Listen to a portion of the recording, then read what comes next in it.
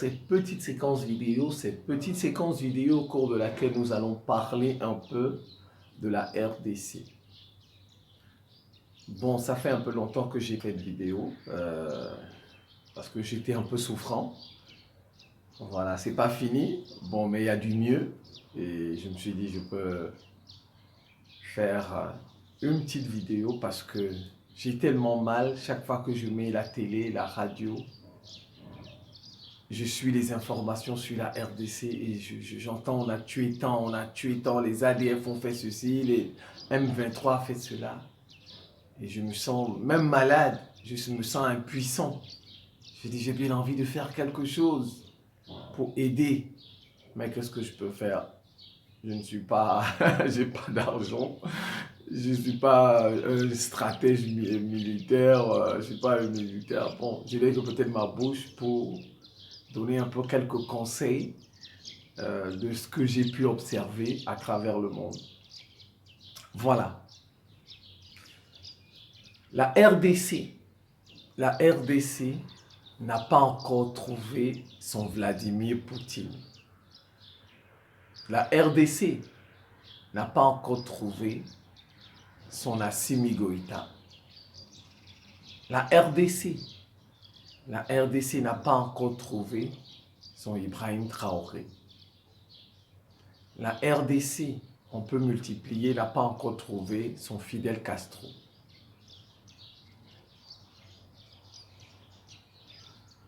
Et il faudrait que celui-là, que la RDC va trouver. Je vais même, parce que la RDC n'a pas encore trouvé son Napoléon. Bon, pour moi, Napoléon n'est pas un héros, mais pour les Français, quand je dis la RDC n'a pas encore trouvé son Napoléon, je le dis au sens des Français. Vous savez, Napoléon, c'est Napoléon qui a changé le visage de l'Europe. Hein. C'est le Napoléon qui a changé le visage de l'Europe, de la France. Pour les Français, que vous voyez là, Napoléon, c'est un héros. Donc voilà, c'est pas, je ne dis pas, quand je dis Napoléon, c'est pas, je ne le cite pas comme héros pour nous. Napoléon a massacré les Haïtiens, les Caraïbes là-bas. Non, c'est pas un héros. Il a rétabli l'esclavage. Pour nous, c'est pas un héros. Mais quand je le dis pour les Français. Vous voyez, même le code là, le code civil, tout ça, c'est Napoléon. C'est Napoléon. Donc c'est ça. Donc la RDC n'a pas encore trouvé son leader. Son leader. 30 ans. 30 ans que le pays souffre.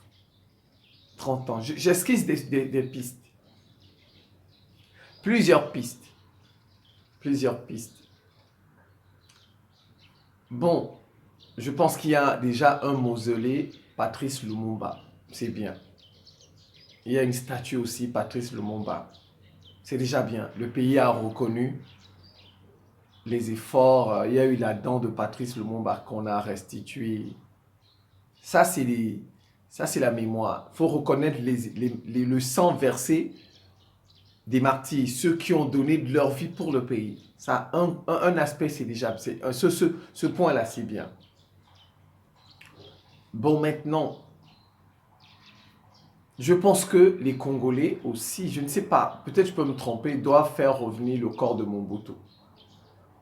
Parce que je pense qu'il a été enterré au Maroc. Regardez, sous Mobutu, au moins, Mobutu, c'était un pion des États-Unis. Ils l'ont sucé. Ils l'ont pressé comme une orange. Et quand ils ont fini ils l'ont abandonné. Donc, je suis d'accord. Mais quand Mobutu était là, il n'y avait pas de violation de l'intégrité du Congo, de la RDC, au moins. Bien que c'était un pion. Donc peut-être que les Congolais, je dis peut-être, ça, pour Patrice Lumumba, ça je suis catégorique. Il faut une statue, c'est fait, il faut un mausolée, ça c'est fait. Mais pour Mobutu, peut-être que les Congolais doivent demander aussi de faire, ne fût-ce que le retour de son corps.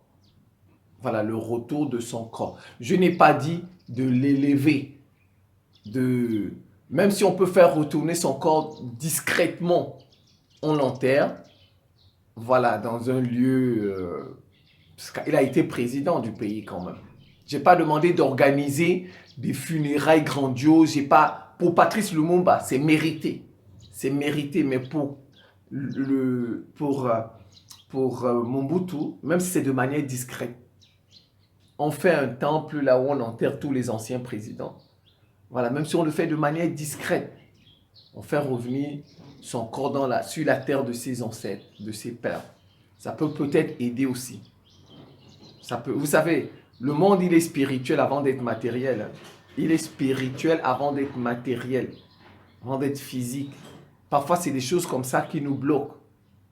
Parfois. Donc, j'ai dit pour Lumumba, c'est fait, c'est bien. Il y a un hommage national parce que lui, il le mérite. Bon, Mobutu, c'était un collaborateur. C'est Mobutu qui a été utilisé pour écarter Patrice Lumumba. Voilà, donc je ne peux pas lui demander qu'on lui rende un hommage comme à Patrice Lumumba. Non, mais qu'on fasse quand même revenir son corps de manière discrète. Et on l'enterre dans la terre de ses pères, de ses ancêtres, comme les autres aussi ont été enterrés. Je pense que ça peut aider, ça peut calmer les esprits, je pense. Voilà, ça c'est le deuxième point. Le troisième point, la RDC doit trouver son Vladimir Poutine. Elle doit trouver son Assimi Goïta, son Ibrahim Traoré. Voilà. Je ne sais pas, pas forcément un civil, pas forcément un militaire, parce que Poutine, vous voyez, il est civil. C'est vrai qu'il était dans les agents secrets. Voilà. Assimi Goïta, c'est un militaire. Donc, peu importe qu'il soit civil, qu'il soit militaire,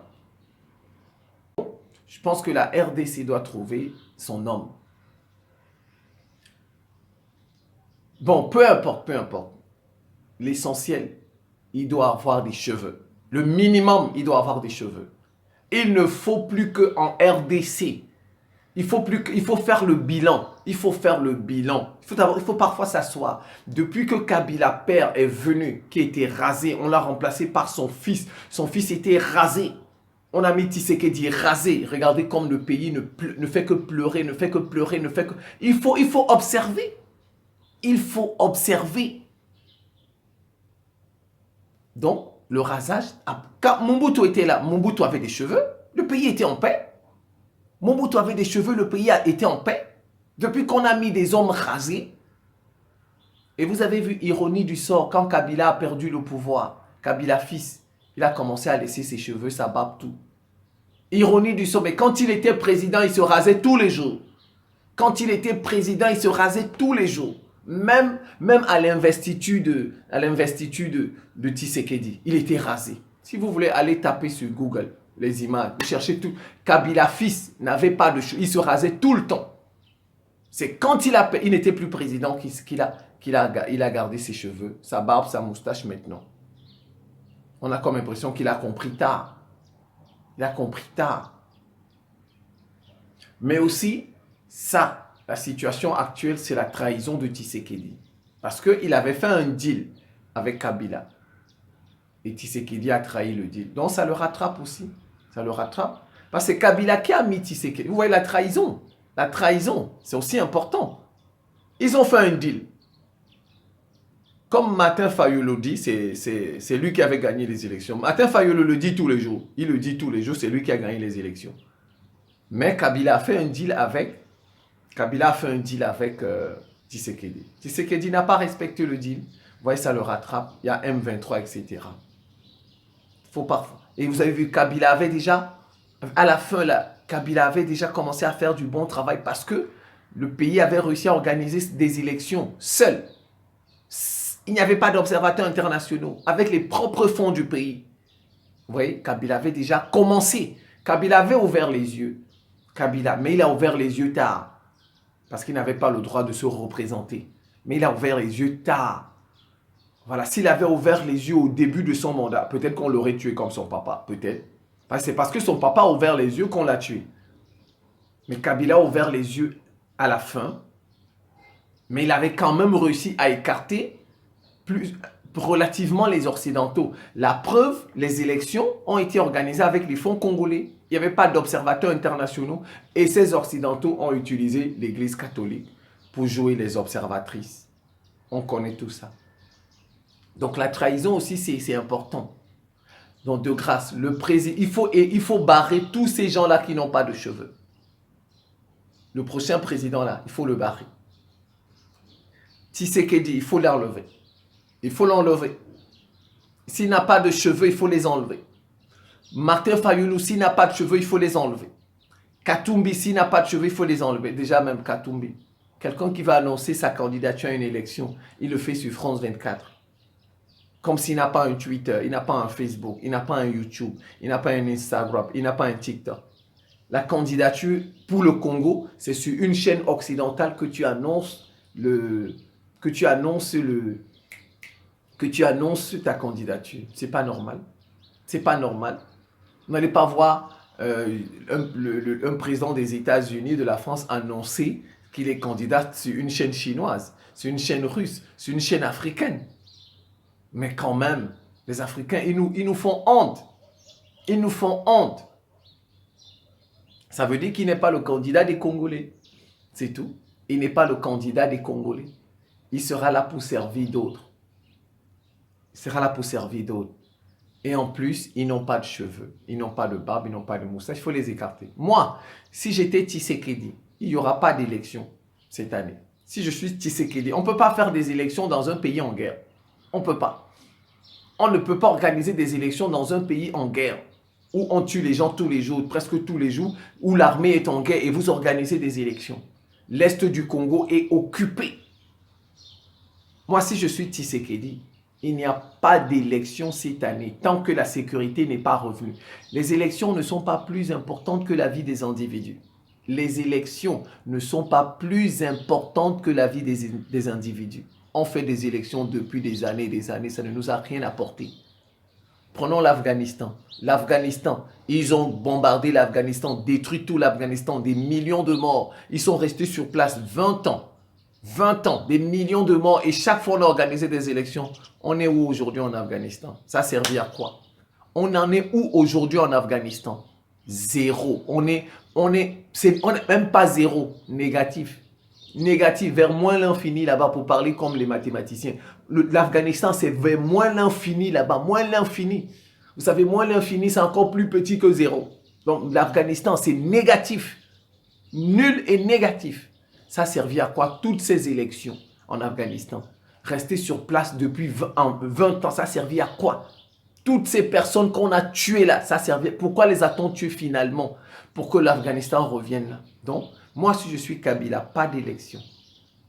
Pas d'élection.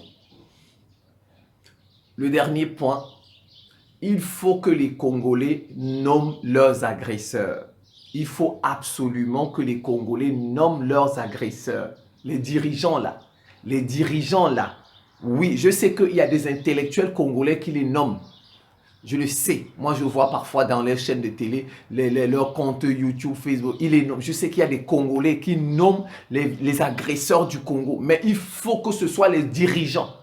Ou bien qu'ils envoient la population. Il y a deux choses qu'ils doivent faire.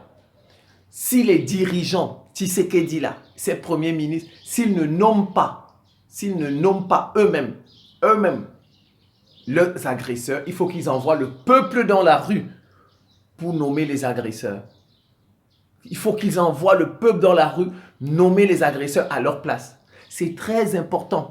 Quand tu nommes ton agresseur, quand tu nommes ton ennemi, tu as déjà fait 50% du chemin. 50% du chemin, tu as toutes les chances de gagner. Tu as déjà 50% de chances de gagner la bataille. Tu as 50, quand tu nommes, qu'il cesse d'accuser le Rwanda. Qu'il cesse d'accuser le Rwanda tous les jours. Le Rwanda. On ne sait même pas si Paul Kagame est encore vivant là. Parce que le Paul Kagame que je connais, je suis Kagame depuis des années. Des années. Moi, je connais Kagame. Je ne l'ai jamais vu physiquement, mais je connais ses réactions. Kagame, on ne le voit même plus avec sa femme, ses enfants, etc. On a comme l'impression que le Kagame qui est là-bas, ce n'est pas le vrai.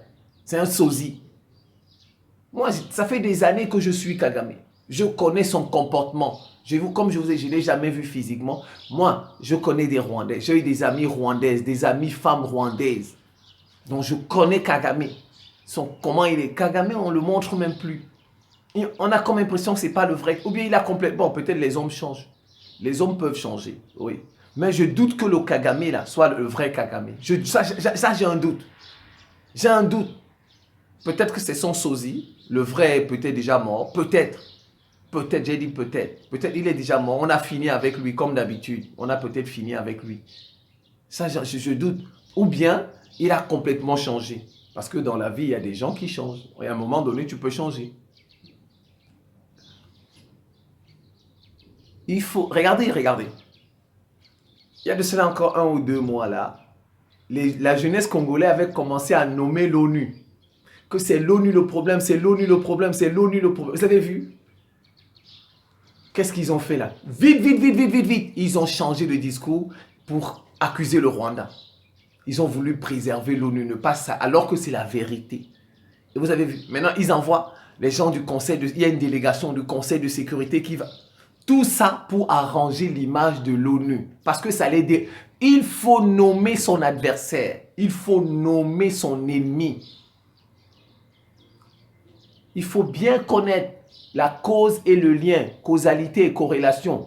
Le Rwanda n'est pas la cause du malheur du Congo. Le Rwanda n'est pas la cause du malheur du Congo. Le Rwanda est un lien.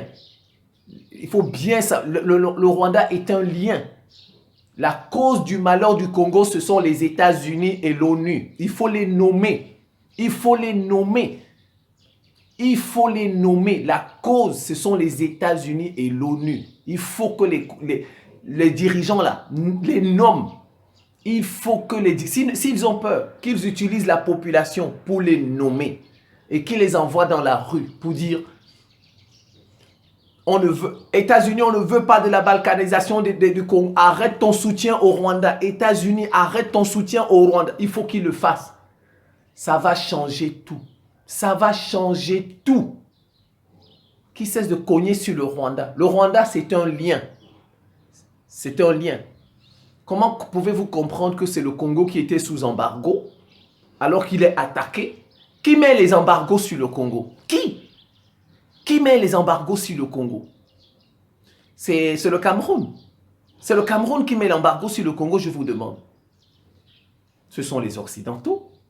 Ce sont les Occidentaux, l'ONU et les Occidentaux. Qui est le chef des Occidentaux? C'est les États-Unis. C'est les États-Unis qui soutiennent le Rwanda. Ce sont les États-Unis. Regardez, la Russie a attaqué l'Ukraine. On a pris des sanctions, n'est-ce pas? On a pris des sanctions. Ils disent tous les jours que c'est le Rwanda, le Rwanda. Alors pourquoi ne prennent-ils pas de sanctions contre le Rwanda? Pourquoi? N'est-ce pas? On a dit que c'est la Russie qui a attaqué l'Ukraine. A-t-on, oui ou non, n'a-t-on pas pris des sanctions contre la Russie?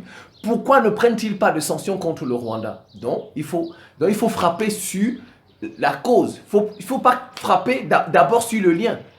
En premier, il faut frapper sur la cause. Après, sur le lien. Il faut d'abord parler des États-Unis et de l'ONU. Après, vous pouvez parler du Rwanda. C'est comme ça qu'on résout les problèmes. Ça va s'arranger. Mais on ne peut pas passer son temps à cogner sur le lien. Regardez. Je vais commencer avec nous. Vous avez vu, dans les années 90, quand la démocratie est arrivée, on nous a fait croire que le problème en Afrique, c'était nos présidents. Qu'ils étaient incompétents, qu'ils étaient là depuis, qu'ils ont mis les partis uniques. Il y a eu des conférences nationales. C'est ce qu'on nous avait fait croire, que c'était eux le problème. La cause de nos malheurs, c'était nos présidents parce qu'ils ont mis beaucoup de temps, ils sont corrompus. Mais regardez, depuis la crise ivoirienne et la mort de Kadhafi, on a ouvert les yeux. On a compris que notre problème, ce n'est pas nos présidents, c'est l'Occident, notre problème. Mais regardez comme on a fait beaucoup d'efforts aujourd'hui. Regardez comme le Mali a fait beaucoup de progrès. Regardez comme le Burkina, Centrafrique. Voilà, c'est comme ça. Il faut nommer celui qui est le fauteur de troubles. Il faut donner son nom. Il faut cesser de taper. Il faut d'abord nommer celui qui est le problème. Ensuite, sa marionnette. Je peux vous donner des millions d'exemples. Est-ce que vous avez déjà vu une vidéo de Poutine où il parle de Zelensky? Dites-moi, est-ce que vous avez déjà vu une vidéo de Vladimir Poutine où il parle de Zelensky? Poutine parle toujours de l'OTAN. Poutine parle toujours des États-Unis. Et effectivement, ce sont les États-Unis qui sont derrière la guerre en Ukraine. Ce sont les États-Unis. On utilise l'Ukraine. On utilise Zelensky. Poutine n'a même pas besoin de tuer Zelensky. Poutine n'a pas besoin de tuer Zelensky parce que ce n'est pas Zelensky le problème. Et c'est d'ailleurs pourquoi il n'en parle jamais. Le problème, c'est l'Occident. L'Ukraine, on l'utilise. Voilà, l'Ukraine, c'est l'Israël de l'Europe. Comme l'Israël, c'est... ou comme le Rwanda. Le Rwanda, c'est l'Israël de l'Afrique. Les Occidentaux, qu'est-ce qu'ils ont fait?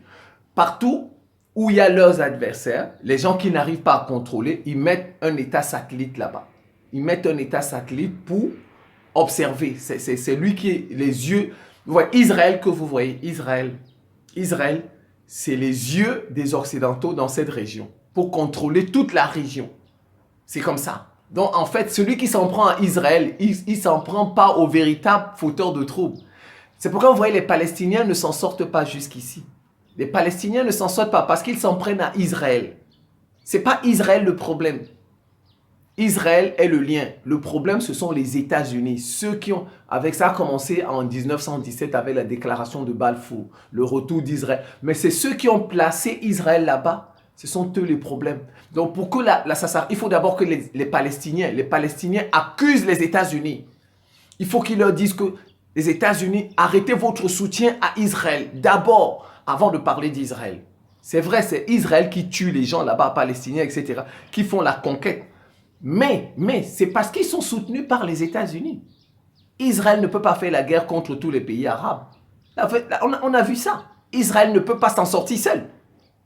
Israël ne peut pas s'en sortir seul. Ne fût-ce que face à l'Iran, Israël ne peut pas s'en sortir.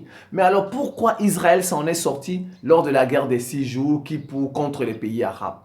Ils se sont rendus compte que c'est l'Occident qui soutenait. C'est pourquoi Israël les a tous battus. Donc le problème là-bas, ce n'est pas Israël.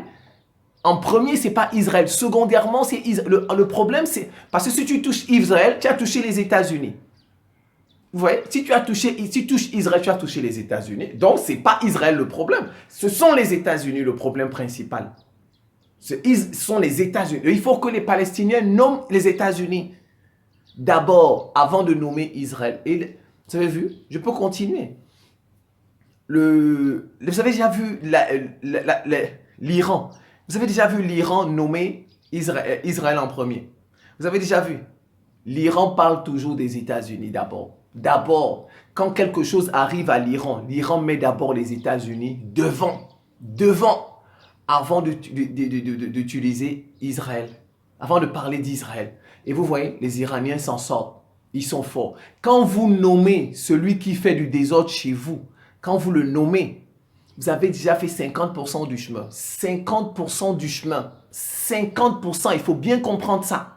Je n'ai pas dit que ce n'est pas le Rwanda. J'ai dit le Rwanda, c'est le lien. Il faut bien comprendre lien et corrélation et causalité. Le Rwanda, le Rwanda n'est pas la cause du malheur de la RDC. Le Rwanda est le lien. La cause, c'est les États-Unis qui ont besoin du cobalt, qui ont besoin du coltan, qui ont besoin du lithium du Congo. Donc, on utilise le Rwanda pour faire cela. Voilà. Et comme le Rwanda ne peut pas envoyer ses militaires, il envoie des rebelles. Donc, c'est le commanditaire. Prenons la rébellion en Côte d'Ivoire. La rébellion en Côte d'Ivoire, c'était qui? C'était Guillaume Soro, n'est-ce pas? Qui était en tête. On avait mis Guillaume Soro en tête. La rébellion avait pour base qui? Le Burkina Faso. Mais qui était derrière eux? C'est la France. Donc, c'était une rébellion française. Donc, c'était une rébellion comme le M23 est une rébellion des États-Unis.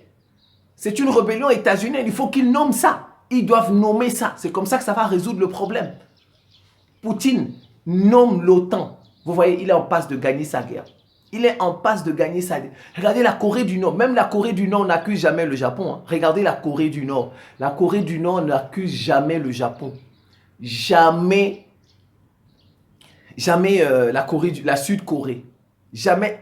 La Corée du Nord, la Nord-Corée parle toujours des États-Unis d'abord. D'abord avant de parler du Japon et ensuite la Sud-Corée.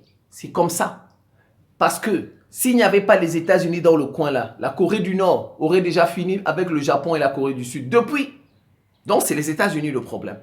Donc il faut d'abord parler, il faut d'abord le nommer avant de nommer les pions. Les pions. Je peux vous donner des exemples. Même la Chine ne frappe pas sur Taïwan tout le temps. La Chine parle d'abord des États-Unis. La Chine parle d'abord des États-Unis avant de parler de Taïwan. Taïwan, c'est quoi? Taïwan a été placé là pour observer la Chine. C'est tout. C'est tout. Donc le Rwanda que vous voyez, c'est l'Israël de l'Afrique. On a placé le Rwanda là-bas pour contrôler toute la région des Grands Lacs. C'est ça le rôle du Rwanda. Le Rwanda, c'est les yeux des Occidentaux dans cette région, plus précisément des Anglo-Saxons, États-Unis, Royaume-Uni, pour contrôler toute la zone. C'est ça le rôle du Rwanda. Donc, les Congolais doivent d'abord nommer la cause.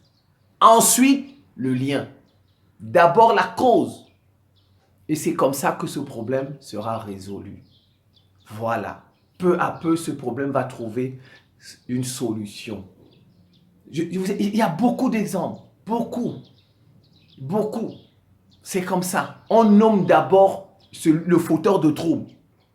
On peut multiplier des exemples. Multiplier. Même Fidel Castro. Fidel Castro n'a jamais nommé ses opposants. Mais il les a arrêtés. Mais Fidel Castro nommait toujours les États-Unis. Ce sont les États-Unis qui les utilisent, qui les financent. Si vous prenez le Venezuela, Maduro, si vous prenez, comment on appelle, Hugo Chavez. Hugo Chavez n'a jamais nommé ses opposants. Hugo Chavez nommait toujours les États-Unis. Toujours.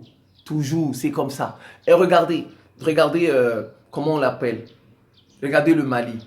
Le Mali, Choguel Maïga, à l'Assemblée générale de l'ONU, il a dit on a été abandonné en plein vol par la France. Il faut nommer. Tu vois, Assimi Goïta, il nomme la France.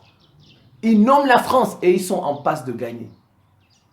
Tu ne peux pas aller nommer les terroristes alors que ce n'est pas eux, le problème. C'est celui qui est derrière les terroristes. Regardez au Burkina. Au Burkina, ils ont nommé que c'est la France, leur problème. Ils ont demandé à la France de partir. Vous allez voir, ça va s'arranger bientôt. Ça va s'arranger. En Centrafrique, le président Touadéra fait ça. Il fait ça. Il dit que c'est la France. Plus généralement, c'est l'Occident. Si vous prenez par exemple la Turquie, pourquoi la Turquie n'arrive-t-elle pas à s'en sortir avec les Kurdes? Parce que la Turquie passe tout son temps à nommer les Kurdes. La Turquie ne s'en sort pas face aux Kurdes. Mais qui est derrière les Kurdes? Qui est derrière les Kurdes pour déstabiliser la Turquie? Qui est derrière les Kurdes? C'est ça la grande question. Vous voyez? Il faut nommer son ennemi, son adversaire d'abord. C'est d'abord lui. Ensuite, nommer son lien. Il faut d'abord nommer la cause. Ensuite, nommer le lien. On a déjà fait 50% du chemin. 50%. Quelqu'un qui fait ça, il a 7 chances sur 10 de gagner. Il a 7 chances sur 10 de... Voilà des exemples. Castro a gagné. Maduro a gagné au Venezuela. L'Iran est en train de s'en sortir. La Corée du Nord s'en sort. Castro a gagné. Le Mali, le Burkina Faso sont en train de s'en sortir. Vous regardez, Poutine s'en sort. Partout où vous nommez la cause d'abord, avant de nommer le lien, on s'en sort. On s'en sort. On a 7 chances, 8 chances sur 10 de s'en sortir. Donc les RD Congolais doivent faire ça. Ils doivent faire ça. Si les autorités ont peur qu'elles utilisent la population, les envoient dans la rue, qu'ils parlent des États-Unis et de l'ONU, des États-Unis et de l'ONU. Et c'est après qu'ils peuvent parler du Rwanda. C'est après qu'ils peuvent parler du Rwanda. Ça va résoudre le problème peu à peu. Je pense que je vais m'en tenir là. C'est la fin de cette petite séquence vidéo. Je vous remercie pour votre attention et à très bientôt.